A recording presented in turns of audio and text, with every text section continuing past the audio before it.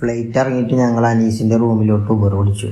ഡൽഹിയിലെ തെരുവ് നായ്ക്കൾ നമ്മളെ നാട്ടിലത്തെ പോലെയൊന്നുമല്ല, മാന്യന്മാരാണ്.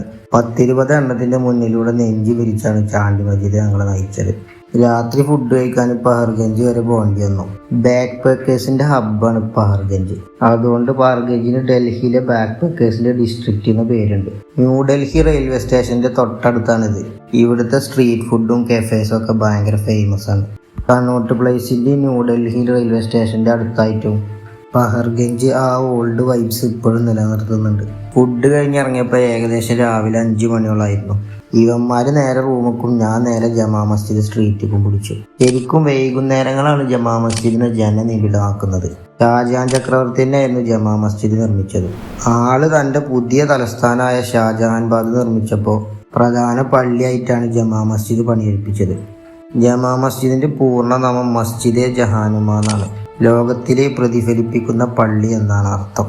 അപ്പോൾ ബാക്കി കഥ പിന്നെ പറയാം.